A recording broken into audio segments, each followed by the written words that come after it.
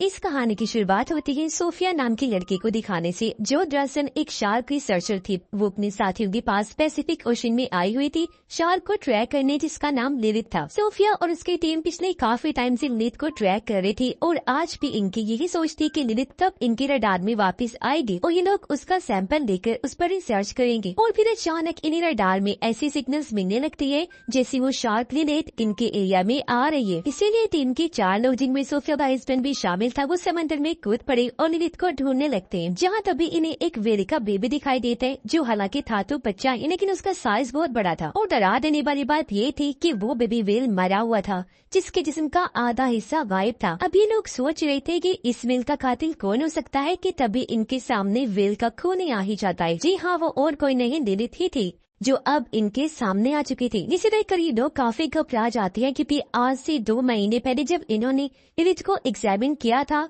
तो वो बस 2.5 मीटर की थी और अब लगभग वो 7 मीटर की हो गई थी। यानी सिर्फ 2 महीने में वो 3 गुना बढ़ गई थी, जो बात सच में काफी चौंका देने वाली थी। अब यहाँ समझदारी तो ये थी कि इन लोगों को अपनी जान बचाकर चले जाना चाहिए था, लेकिन यहाँ सबसे बड़ी गलती सोफिया का हस्बैंड कर देते हैं। अपनी मौत को सामने देखने के बावजूद भी उसे सैंपल लेने की पड़ी हुई थी, इसलिए वो शार्क की बॉडी से सैंपल लेने के चक्कर में लिलिथ को स्टैब कर देता है। और बस फिर क्या था, वही हुआ जिसका डर था। लिलिथ कंट्रोल से बाहर होकर टीम के 4 लोगों पर हमला कर देती है और उन्हें बुरी तरह काट कर टुकड़े टुकड़े कर देती है, जबकि सोफिया और उसकी एक साथी कश्ती में से बसी नजारा दूर से देख पा रही थी। हालांकि वो भी काफी डर गई थी। जब कुछ अमन होता है तो सोफिया भी ओशन में कूद जाती है, इस उम्मीद के साथ कि शायद कोई जिंदा बचा होगा, लेकिन वहाँ पर तो बस टीम के लोगों के कटे पटे जिस्म के टुकड़े थे, जिन्हें बुरी तरह लिलिथ ने मार दिया था। हर तरफ खूनी खून फैला हुआ था। और अब तभी लिलिथ सोफिया के सामने भी आ जाती है, जो किसी मॉन्स्टर से कम नहीं लग रही थी। वो अब सोफिया पर भी हमला करके घसीट कर उसे अपने साथ ओशन में ले जाने लगती है, पर किसी तरह सोफिया अपनी जान बचा लेती है। और यहाँ से सीन चेंज होकर आता है सीधा 3 साल के बाद, जहाँ सोफिया ने अब शार्क्स पर रिसर्च करना बंद कर दी थी और अब वो एक एक्वेरियम गाइड का काम किया करती थी, जहाँ आने वाले बच्चों को वो मछलियों और उनके बारे में बताया करती थी,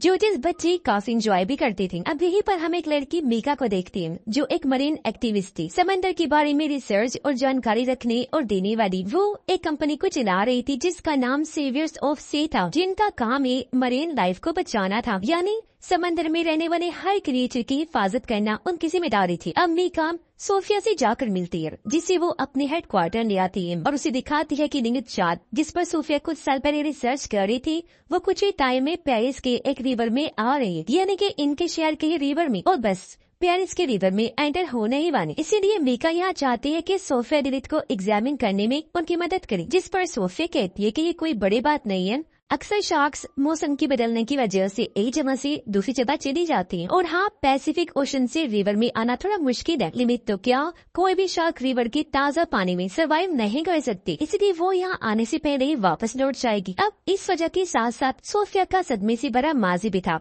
जो उसे शार्क्स पर एग्जामिन करने और उसे ट्रैक करने से रोक रहा था। इसीलिए कुछ इस तरह की वजहें देकर सोफिया वहाँ से चली जाती है। अब हम 2 लड़कों को उसी सन रिवर के पास खड़ा देखते हैं, जिन्हें रिवर से 2 छोटे छोटे मिसाइल्स मिलते हैं। तभी यहाँ पर पुलिस आकर सभी मिसाइल्स को इकट्ठा कर लेती है और सबको बताती है कि दूसरी जंग के बाद से इस रिवर में छोटे छोटे मिसाइल्स और उनके शेल्स मिलते रहते हैं, इसीलिए डरने वाली कोई बात नहीं है। अब रात के टाइम मीका अपने एक दोस्त के साथ सन रिवर में आती है, जो यहाँ हुए कार एक्सीडेंट की जाँच करने आई थी, पर असल में वो तो ये एग्जामिन करने आई थी कि क्या लिलिथ इस रिवर में आ गई है। इसीलिए मीका की दोस्त रिवर में कूद जाती है, जहाँ वो शार्क के बड़े बड़े पंजों के निशान देखती है। पर तभी यहाँ पुलिस भी आ गई थी इन दोनों को पकड़ने के लिए, क्योंकि इस तरह किसी भी केस की इन्वेस्टिगेशन करना गैर कानूनी था। इसीलिए पुलिस मीका को पकड़ लेती है, जबकि उसकी दोस्त किसी तरह वहाँ से भाग निकलती है। अब हम सोफिया को देखते हैं, जो अब लिलिथ को ट्रैक कर पा रही थी, और उसे पता चलता है कि हाँ, लिलिथ सन रिवर में आ चुकी है। अगली सुबह पुलिस उस आदमी की लाश रिवर से निकालती है, जिसकी कल रात कार एक्सीडेंट में मौत हो गई थी। अब लाश की हालत भी देखकर सब लोग काफी डर जाते हैं, क्योंकि उसकी लाश का आधा हिस्सा गायब था। उसे देखने से साफ लग रहा था जैसे किसी बड़े से जानवर ने इसकी लाश को खाया है। अब यहाँ रिवर के बार ऑफिसर्स के साथ सोफिया और मीका भी थे, और सोफिया साफ लफ्जों में उन्हें बता देती है कि ये काम और किसी का नहीं बल्कि लिलिथ का ही है, और अब हमें शार्क को रोकना होगा अगर हम चाहते हैं कि लोग इस साल शार्क के हाथों में ना मरे। पर यहाँ मीका इस बात को गलत अंदाज में कुछ यूँ समझ लेती है कि अगर हम चाहते हैं कि शार्क लोगों को ना मारे तो हमें शार्क को मारना होगा। उसे लग रहा था कि ऑफिसर्स सोफिया के साथ मिलकर शार्क को मार देंगी, तो बस इसीलिए वो शार्क को बचाने के काम पर लग जाती है, क्योंकि जाहिर है वो मरीन सेवियर है, समुद्री क्रिएचर को बचाने वाले, तो इसीलिए वो ऐसा करे। पर सोचने वाली बात तो ये गलत ही है कि एक शार्क लोगों को मार रही है लेकिन वो उसे बचाना चाहती है। अगले दिन ऑफिसर्स और सोफिया सन रिवर में आ जाती हैं। उनका प्लान था कि वो रिवर में जाकर सीधा शार्क को पकड़ लेंगी। तब सोफिया शार्क को ट्रैक करने में उनकी मदद कर रही थी। सब कुछ ठीक ही चल रहा था। वो लोग शार्क को देखने ही वाले थे, लेकिन मीका यहाँ बहुत बड़ी गड़बड़ कर देती है। वो अपने हैकर दोस्त की मदद से सोफिया के ट्रैक्टर की सिग्नल्स को खराब कर देती है, जिससे कि अब ये लोग शार्क को ट्रैक नहीं कर पाते। और इससे जाहिर है उन ऑफिसर्स की भी बहुत बड़ा खतरा आ गया था जो रिवर में गई थी। पर नीत उस तरफ नहीं जाती और अपना रूट बदल लेती है, जिससे ऑफिसर्स को अपनी जान बचाने का मौका मिल जाता है और वो सही सलामत बाहर आ जाते हैं। पर ये काफी सीरियस कंडीशन बन जाती है कि शहर के बीचों बीच सन रिवर में मॉन्स्टर शार्क घूम रही है। इसलिए ऑफिसर्स ये बात जाकर मेयर को बताती थी। मेयर परेशान होते हुए कहती है कि कैसे भी करके उस शार्क को रोकना होगा, क्योंकि कुछ दिन बाद उसी सन रिवर पर एक बहुत बड़ा इवेंट होने वाला है जिसे वो किसी भी सूरत में कैंसिल नहीं कर सकती। इसीलिए ऑफिसर्स मिथ को रोकने के बारे में सोचने लगते हैं। जबकि मीका एक वीडियो बनाती है और उसे खुफिया तौर पर कई सारे मरीन एक्टिविस्ट के पास भेज देती है और इन्हें शार्क के बारे में बताते हुए कहती है कि गवर्नमेंट उसी और उस जैसी और भी शार्क्स को मारना चाहती है। इसीलिए हमें आगे आना होगा और इन्हें बचाना होगा, बेशक ये शार्क्स हम लोगों को खाए क्यों न जाए। फिर वो कहती है कि इसके लिए आज रात हमें पेरिस की कैटाकॉम में आना होगा। कैटाकॉम दरअसल पेरिस के नीचे बनाई गई एक टनल सुरंग है जो पूरे पेरिस के नीचे फैली हुई है। अब मीका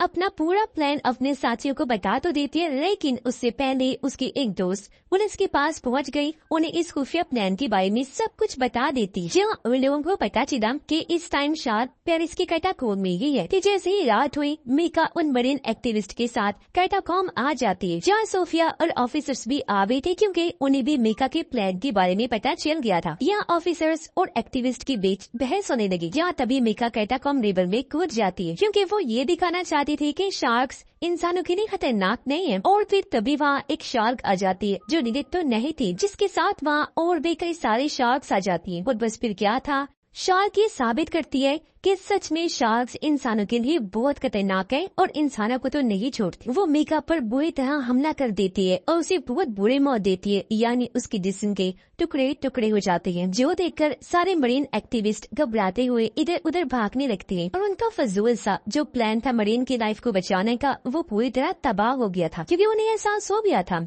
कि हर चीज भले ही वो कोई जानवर क्यों ना हो, बचाने वाला नहीं होता। कुछ आपकी जान की दुश्मन भी होती है जिन्हें रोकना और मारना भी पड़ता है। इसी बीच बहुत सारे एक्टिविस्ट रिवर में गिर पड़ते हैं और शार्क्स का खाना बन जाते हैं। हर तरफ शार्क्स रिवर में इंसानों के टुकड़े टुकड़े करते नजर आ रहे थे। खून खून फैला हुआ था, पर जैसे तैसे इस सूरत हाल को काबू कर लिया गया।